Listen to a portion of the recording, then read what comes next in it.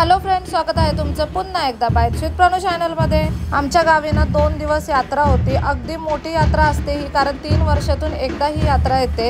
यात्रेला ना बरेच कार्यक्रम असतात, जसे की लाट नाचवणं, त्यानंतर समा असतो, पालख्या नाचवल्या जातात, ऑर्केस्ट्रा असतो।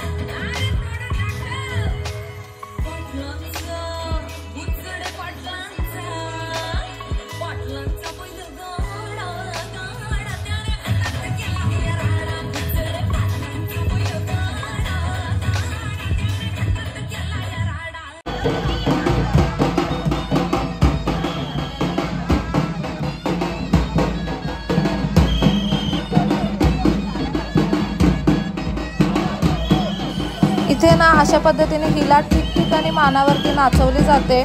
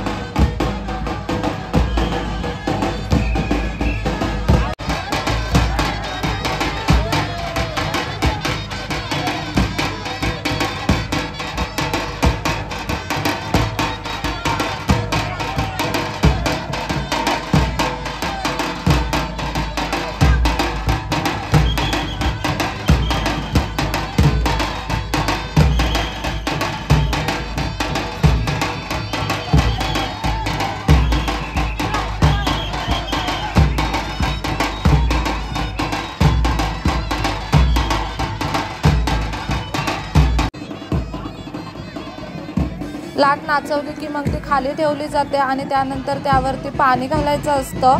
गावातल्या सगळ्या मुली, महिला, सुना सगळ्या पाणी घालतात लाटेला आणि त्यानंतर लाटेची पूजा केली जाते आणि पुन्हा लाट मग पुढच्या मानावरती जाते आणि मग पुढे नाचवली जाते।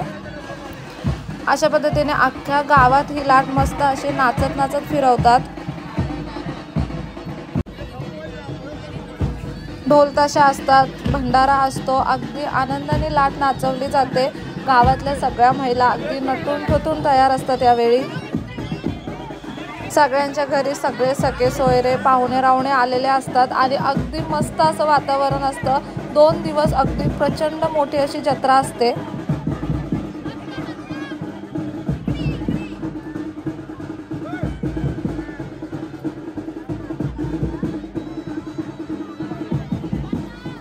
पहिल्या दिवशी लाट सगळीकडे फिरवली जाते। अशा पद्धतीने ती ठिकठिकाणी मानावरती नाचवली जाते, लाटेची पूजा होते आणि त्यानंतर दुसऱ्या दिवशी ती वरती जाते गावच्या मंदिराच्या तिथे।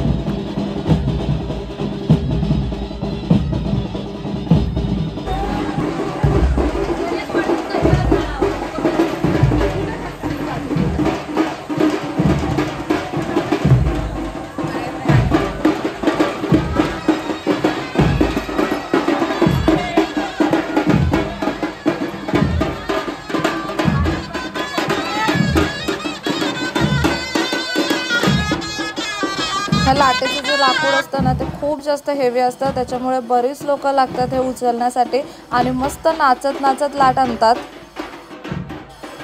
ठिकठिकाणी मानावरती अशा पद्धतीने लाट ठेवली जाते आणि सेम प्रोसेस असते। प्रत्येक ठिकाणी पाणी घातलं जातं लाटेला आणि पूजा केली जाते।